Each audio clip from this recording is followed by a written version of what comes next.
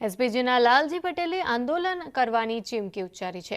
પ્રેમ લગ્નના કાયદામાં સુધારો કરવાની માંગણી તેમણે કરી હતી અને આ કાયદામાં સુધારો ન થાય તો આંદોલન કરવાની તેમણે ચીમકી ઉચ્ચારી છે। તેમણે કહ્યું કે 3 વર્ષ પહેલા પણ મેં સીએમને રજૂઆત કરી હતી અને 3 વર્ષ બાદ પણ કાયદામાં કોઈ જ સુધારો નથી કરવામાં આવ્યો। સર્વ સમાજના આગેવાનો સાથે સીએમને રજૂઆત હવે કરવામાં આવશે। આ દીકરીના માતા પિતાની લડાઈ છે તેવું પણ લાલજી પટેલે કહ્યું અને આ મુદ્દે ભાજપના 50 ધારાસભ્યોનું મને સમર્થન પણ છે તેવું પણ તેમણે કહ્યું।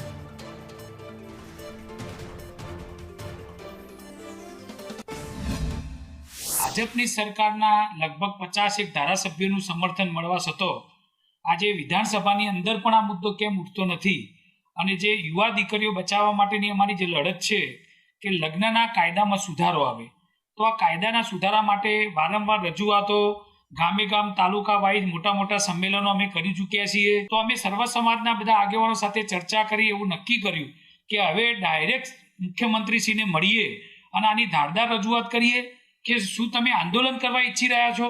આજે ગુજરાત શાંતિમય ગુજરાત છે અને આ આંદોલન ના કરવું પડે અને સીધી રીતે આજે સર્વ સમાજની દીકરીઓ બચાવવા માટે ફક્ત કાયદામાં સુધારો કરવાનો છે કે જે દીકરીને લગ્ન કરવા હોય એ પોતાના વિસ્તાર હોય એ વિસ્તારમાં જે લગ્નનો નોંધણી રજીસ્ટ્રેશન કરાવી શકે। મા બાપ કે જે લોહીનો સંબંધ હોય એની વાલીની ફરજિયાત સહી રાખવી પડે।